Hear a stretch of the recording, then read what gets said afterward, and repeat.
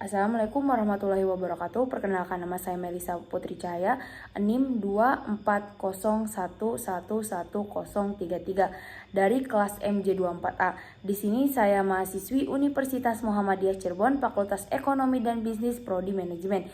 Di sini saya akan memenuhi tugas mata kuliah Kewirausahaan Islami dengan dosen pengampu yaitu Bapak Dadang Priyono SE MPA.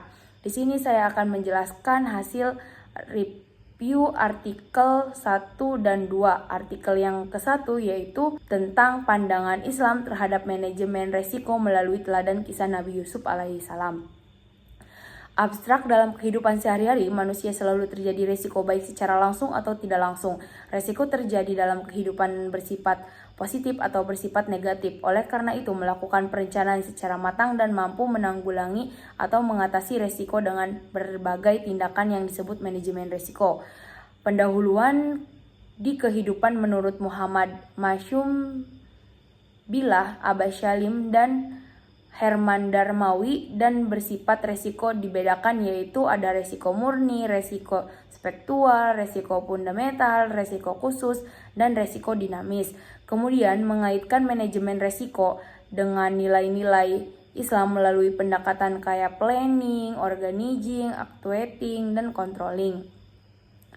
Adapun metode penelitian, menurut Mestikajid, dengan metode pengumpulan data, membaca dan mencatat bahan penelitian, dan dapat mempelajari berbagai buku referensi serta hasil penelitian sebelumnya. Hasil dan pembahasan manajemen risiko dalam pandangan Al-Quran, yaitu Islam mengisyaratkan kepada umat Islam senantiasa mengantisipasi resiko yang akan terjadi di masa depan dengan melakukan perencanaan sebaik mungkin, disebut dalam Al-Quran surat Al-Asyr ayat 18. Dalam kisah Nabi Yusuf alaihissalam melakukan pengukuran dan pengendalian resiko dengan menyarankan rakyat Mesir menyimpan hasil panen pada masa subur untuk menghadapi 7 tahun masa paceklik. Adapun kesimpulan, dalam menyimpulkan kegiatan sehari-hari bahwa Islam sebaiknya manusia dianjurkan untuk menyusun perencanaan yang baik dan mengelola resiko dengan bijaksana dengan memahami arti, jenis, dan sumber resiko sehingga penting berbagai dasar tindakan alternatif. Adapun penjelasan yang kedua yaitu tentang memahami pengelolaan resiko usaha dalam syariah entrepreneurship.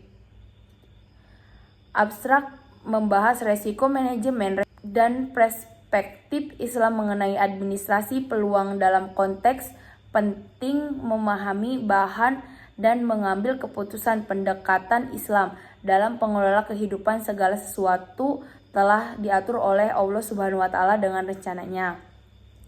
Pendahuluan, penjelasan bahwa risiko adalah bagian tak terpisahkan dari kehidupan dan bisnis. Dalam bisnis, pengambilan keputusan selalu melibatkan unsur ketidakpastian dan risiko.